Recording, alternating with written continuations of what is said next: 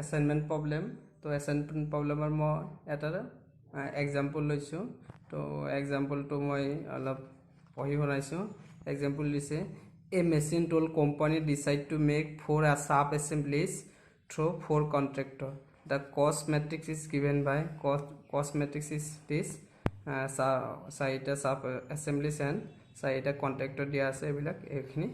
cost matrix তো দিয়া আছে মানে ইয়াত 4 cross 4 matrix হয় assign the different sub assemblies to contractor so as to minimize the total cost. So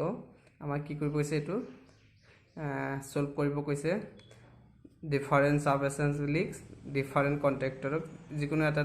মানে contractor কেনেকৈ আমি assign কৰিব পাৰো তাৰ বিষয়ে আমাৰ সেই বিষয়ে উলিয়াব কৈছে আৰু এটো কৈছে যে এনেকুৱাকৈ দিব লাগিব to minimize the total cost. So আমি এটো solve কৰাৰ process কি আছিল আমাৰ Hungarian method. তো আমি Hungarian method থৰি solve কৰিব পাৰিম তেতিয়া আমি continue কৰো তো প্ৰথমত আমি step 1 ত পাম prepare a square matrix. So আমাৰ যেটো example দিয়া আছে তাত কিছে আমাৰ matrix to square হয় 4 cross 4 matrix.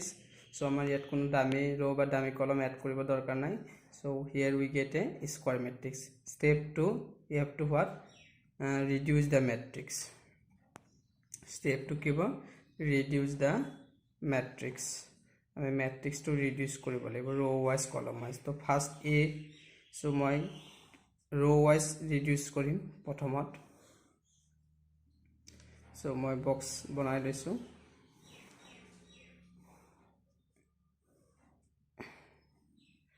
so row wise কেনেকৈ reduce কৰে হেতু সোৱা হোক ইয়াত কি হৈছে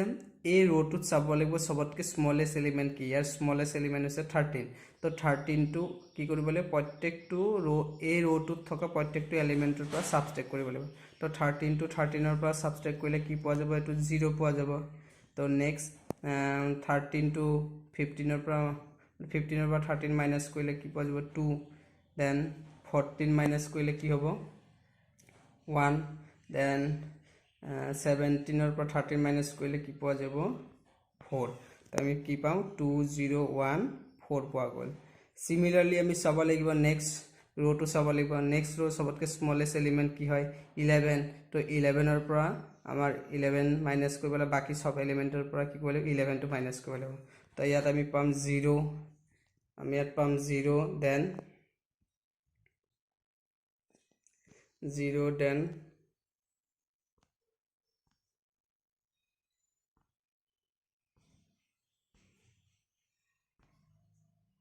0 then কি পাম 0 তাৰপিছত 1 তাৰপিছত কি পাম 4 তাৰপিছত কি পাম 3 পাম ওকে সৰি 2 পাম ঠিক আছে কি পাম 2 so similarly third row কি আছে third row smallest element আছে 10 তো smallest element যদি 10 হয় আমি 10 to minus কৰিব লাগিব তো 0 next ইয়াত হ'ব 1 ইয়াত হ'ব 2 ইয়াত হ'ব 3 similarly fourth row to চাব লাগিব fourth row smallest element আছে 14 তো 14 minus কৰিব লাগিব then ইয়াত here 2 here will be 3 here will be 1 so etu hoise amar row to reduce hoise next b you have to reduce the column now wait okay we have to reduce the column now মানে কি হোবা যেতিয়া লাগে প্ৰত্যেকটো row বা column at least এটা 0 থাকিবই লাগিব নথকালৈকে কৰিব লাগিব সো আমাৰ এটো column যদি চাও ইয়াত 0 আছে তো এটো কোনো দৰকাৰী নাই সাবট্ৰেক্ট কৰিব লাগিব তো ইয়াতো 0 আছে তো আমাৰ কোনো দৰকাৰ নাই এটো সেম থাকিব তো এটো 0 আছে তো এটো কোনো প্ৰবলেম নাই কিন্তু ইয়াত 0 নাই এটো 0 নাই তো ইয়াত স্মলেষ্ট এলিমেন্ট আছে 1 তো 1 টু সাবট্ৰেক্ট কৰিব লাগিব তো এটো 1 ইয়াত হ'ব 3 আৰু এটো হ'ব 1 সো এটো হৈছে আমাৰ ফাইনাল কি হৈছে ৰিডিউস দা ম্যাট্ৰিক্স আমি পাইছো সো আমাৰ এতে কি কৰিব অপটিমালিটি টেষ্ট কৰিব লাগিব step 3 check whether the optimal assignment can be made or not in the current solution. So now we have to make them আমি কি কৰিব লাগিব optimal assignment হয় নে নহয় চাব লাগিব মানে কি কৰিব লাগিব আমাৰ চাব লাগিব ইয়াৰ ৰ বিলাকত চাব লাগিব ইয়াত ৰ কি হ'ব লাগিব ৰ'বোৰ চাব লাগিব এই ৰ'টোত চাব লাগিব কিমানটা জিৰ' আছে ইয়াৰ ৰ'ত চাব লাগিব জিৰ' ইয়াত চাব লাগিব জিৰ' ইয়াত চাব লাগিব জিৰ' ৰ'বিলাকত চাব লাগিব সবতকৈ কম জিৰ' থকাৰ পৰা আমি ষ্টাৰ্ট কৰিম তো ইয়াতো কম এটা জিৰ' আছে ইয়াতো এটা জিৰ' আছে ইয়াত দুটা আছে ইয়াত এটা আছে তো প্ৰথমত আমি এটা জিৰ' থকাৰ পৰা ৰ'টোত চাম তো য'ত এটা জিৰ' আছে সেই ৰ'টোৰ কি কৰিম আমি এনেকৈ বক্স বনাই দিম এইটোক এল'কেট কৰা বুজায় এছাইন কৰা বুজাইছে ঠিক আছে এছাইন কৰে তো এছাইন কৰাৰ পিছত ইয়াৰ ৰেসপেক্টিভ ৰ'ত থকা কিবা জিৰ' আছে নেকি নাই কলমত আছে নেকি নাই যদি নাই তো কোনো কথা নাই যে থাকিলে আমি ক্ৰস কৰি দিব লাগিব তো এইটো এছাইন হৈ গ'ল নেক্সট আমি কি কৰিম নেক্সট ৰ'টোত আমি চাম তো নেক্সট ৰ' এটা জিৰ' ইয়াত আছে ইয়াত দুটা জিৰ' ইয়াত আছে তো ইয়াত প্ৰথমত এটা জিৰ' আছে তো এটা জিৰ' থকাটো আমি কি কৰিলোঁ এছাইন কৰি দিলোঁ তো ইয়াৰ ৰেসপেক্টিভ ৰ'ত কিবা জিৰ' আছে নেকি নাই এফালে আছে নেকি নাই ওপৰতো নাই তলতো নাই সো নাই যদি আমি নেক্সট এতিয়া চাব লাগিব নেক্সট কি হৈছে ইয়াত কিবা জিৰ' আছে নেকি আছে দুটা কিন্তু তলৰ ৰ'টোত কি হৈছে এটা জিৰ' থকা আছে তো এটা জিৰ' থকাটো সদায় আগত কৰি ল'ব লাগিব এটা জিৰ' নাথাকিলে আমি দুটাটো চাব লাগিব দুটা জিৰ' নাথাকিলে তিনিটা চাব লাগিব তেনেকৈ তো ইয়াত কি হৈছে এটা জিৰ' আছে তো এটা জিৰ'টো মই কি কৰিলোঁ এল'কেট কৰি দিলোঁ তো এইটো হৈছে এল'কেট কৰে তো এল'কেট কৰাৰ লগে লগে ইয়াৰ এগেইনষ্টত থকা ৰ'টোত কিবা জিৰ' আছে নেকি নাই কিন্তু কলমটোত জিৰ' আছে য'ৰ কলমত জিৰ' আছে তাক কি কৰিব লাগিব আমি এইটো ক্ৰছ কৰি দিব লাগিব ঠিক আছে যদি এছাইনমেণ্ট আছে এছাইনমেণ্ট কৰাৰ পিছত তাৰ ৰেসপেক্টিভ ৰ' বা কলমত যদি জিৰ' থাকে কাটি দিব লাগিব ঠিক আছে এইটো হৈ গ'ল আৰু কিবা জিৰ' এক্সট্ৰাকৈ থাকি গৈছে এইটো সো এইটো থাকিলে আমি কলম ৱাইজ চাব পাৰোঁ ৰ' ৱাইজ চালেও হ'ব ইয়াক জাষ্ট আমি কি কৰিব বক্স কৰি দিলে হ'ল তো ইয়াৰ আৰু বেলেগ জিৰ' নাই ওপৰতো নাই এইফালেও নাই সো আমাৰ গোটেইখিনি জিৰ' কি হৈ গ'ল ইয়াত এছাইন কৰা হৈ গ'ল ইয়াত কেইটা জিৰ' হ'ল মানে কেইটা জিৰ' এছাইন কৰা হ'ল এটা দুটা তিনিটা চাৰিটা তো ইয়াত চাৰিটা জিৰ' এছাইন কৰা হ'ল তো চাৰিটা জিৰ' এছাইন কৰা হ'ল what is the order of this মেট্ৰিক্সটোৰ অৰ্ডাৰ কিমান 4 সো মেট্ৰিক্সটোৰ অৰ্ডাৰ 4 হ'লে আৰু এছাইনমেণ্ট কৰা জিৰ' সংখ্যা কিমান 4টা সো ইয়াত আমি কি এইটো ষ্টেপতে আমি অপটিমেল সলিউশ্যন পাম হিয়াৰ উই গেট হোৱাট ইয়াত আমি কি পাইছোঁ নাম্বাৰ অফ এছাইনমেণ্ট ইয়াত কি পাইছোঁ number of assignment number of assignment is equal to কি হ'ব order of the matrix here what you get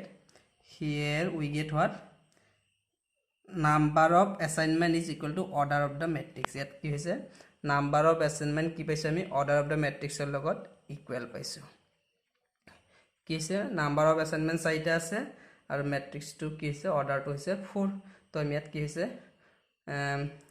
কি পাইছো So number of assignment is equal to key order of the matrix. So here we get what? Here we get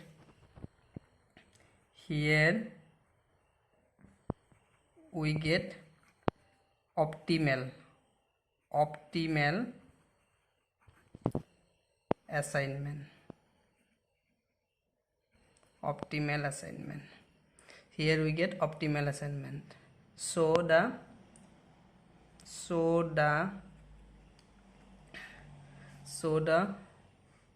optimal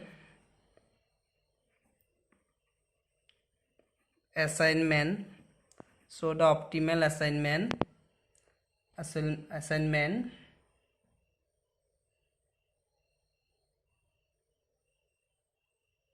policy is what আমার কি sub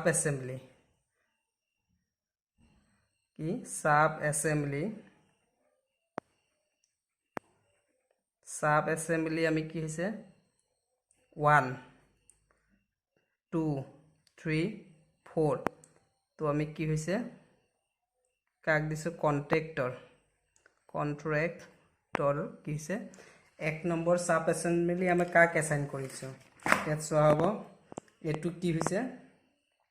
1 নম্বৰটো কি হৈছে ইয়াত 1 number sub অ্যাসেম্বলিটো আমি কি কৰিছো 2 নম্বৰ কন্ট্ৰাক্টৰক দিছো তো ইয়াত কি হ'ব 1 নম্বৰটো ইয়াত হ'ব 2 নম্বৰ কন্ট্ৰাক্টৰ কাক দিছো 2 নম্বৰ তাৰপিছত 2 নম্বৰ অপটিমেল 2 নম্বৰ আমি কাক দিছো তো 2 নম্বৰ এসেম্বলিটো আমি 1 নম্বৰ কন্ট্ৰাক্টৰক দিছো দ্যাট ইজ ইয়াত মানে এলোকেট কৰা বুজাইছে সো এটো এসেম্বলি নম্বৰ 2 তো এসেম্বলি নম্বৰ 2 টোৱে কি হৈছে সাব এসেম্বলি নম্বৰ 2 নম্বৰ কিছে 1 নম্বৰ কন্ট্ৰাক্টৰক দিছে সো এখানে ইয়াত কিব এলোকেট কাক কৰা হৈছে ইয়াত কন্ট্ৰাক্টৰ কি হ'ব 1 তেনেকে আমাৰ কি হ'ব 3 নম্বৰটো কি হ'ব 3 নম্বৰটো 4 নম্বৰক দিয়া হৈছে তো 4 নম্বৰ তো 3 নম্বৰটো হ'ব 4 নম্বৰ কন্ট্ৰাক্টৰ তো আমাৰ আৰ 4 নম্বৰ জনক কাক দিয়া হৈছে 3 নম্বৰ জনক দিয়া হৈছে সো এনেকে আমাৰ কি হৈছে অপটিমেল অ্যাসেম্বলি